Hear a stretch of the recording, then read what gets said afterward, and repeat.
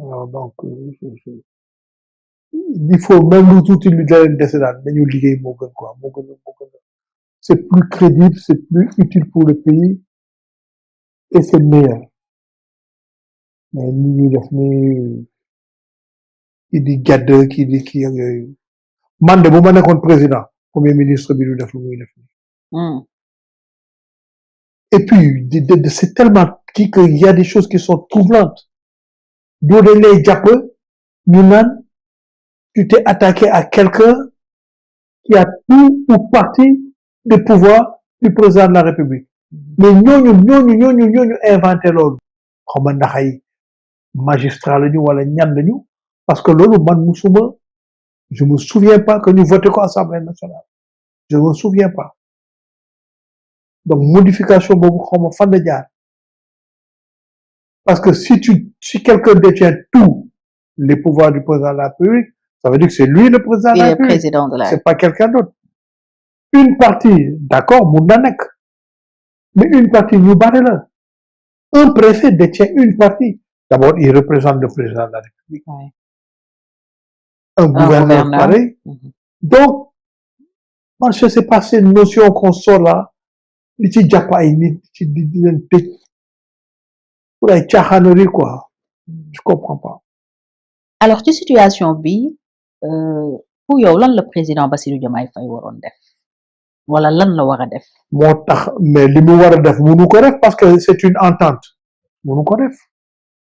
yow da nga gëm ne c'est une entente bu leen neexee ñu ne de fausse nouvelle lay propager mais suma opinion on ne peut pas moi me poursuivre sur mon opinion voilà maintenant dans le matin tout est possible mais ñu bëri dañu jàpp ne en toile de fond il y a peut-être la candidature de Ousmane Sonko ndax 2029 ñu bëri nee nañu c'est incertain même si am na ay juristes yu défendre son éligibilité ndax condamnation yi fi amoon notamment ci affaire Mame Mbaye Niang nee nañu mënu ko teree bokk et loolu la ñu jàpp ne peut-être moo nekk ci ginnaaw parce que maire bi mu ngi gën a feeñ en tout cas bi rabat d'arrêt bi bi ñu rejeté rabat d'arrêt bi ñu wax ne donc il devient inéligible gëmoo ne itam loolu problème la seen diggante man lu ma gën a gëm mooy li ma wax moom laa gën a gëm waxuma ne li nga wax ni amul mais man li ma gëm mooy li ma wax ni moom laa gën a gëm on s'entend on fait de la diversion et pendant ce temps le temps passe et les gens ne se préoccupent pas des vrais problèmes tournée économique bi président dem le fait que premier ministre mobilisé wul et que dëkkam la également bon réconforté na ñu bëri ñi gëm ne en tout cas ci ay jafe-jafe la ñu nekk mais façon bi mu defee tournée économique bi yow noo ko apprécier non c'est normal et la Casamance c'est une aire géographique importante c'est très important gis naa ne dem na ba seeti yaay Sonko nuyu ko c'est important c'est une personne âgée donc c'est normal qu'il fasse une tournée économique comme ça mais ça ne veut rien ça ne signifie rien de particulier mu def na ko Casamance comme munoon na ko def ci beneen région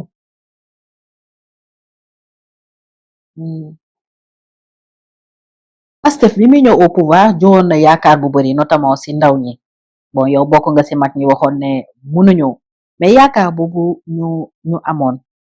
jàppoo ne am na ci lu mu fondé woon lu taxoon ñu mën leen a yaakaar au début yaakaar googu daal c'est mystique c'est mystique quand on réfléchit amuloon benn raison jeunes yi ak ñeneen parce que léegi y a des moins jeunes et le plus dangereux c'est qu'il y a même des intellectuels il y a des moins jeunes mais il y a des adultes qui avaient cru en ça et qui malheureusement continuent à y croire amuñu raison wu gëm ko mais amuñu benn raison yow tam Fatou c'est l'affaire bi amul benn raison soo ne c'est mystique lan ngay xalaat mais on est sénégalais waaye du tous c'est-à-dire c'est mystique du woon neen daal amul le projet qu'ils ont présenté qu'ils ont vendu amul pour yow dara tu c'est quoi le projet tu l'as vu tu en as entendu tu l'as vu non On a payé un cabinet pour sortir n'importe quoi. Sénégal Vision 2050. C'est ça le projet. Moi, 2050, j'en veux pas. Je serai pas là en 2050. Je n'en veux pas, moi. Bien avant 2050, si je suis vivant, j'aurais eu 100 ans. Il faut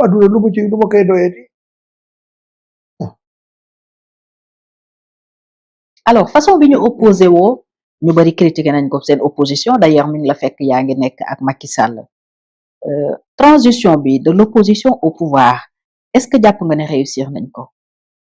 ñoom waa PASTEF. Mais non, il n'y a pas eu de réussir au niveau. Réussir au niveau. Parce qu'ils se sont pas mis de taille, ils se comportent comme des opposants. Ça rappelle le début de Wade. Au début, quand Wade se comportait comme un opposant militant. Au bout de quelques temps, il a compris qu'il était au pouvoir, pas dans l'opposition. Ça n'a pas empêché de se comporter en opposant et même de faire des erreurs et des méchancetés, etc.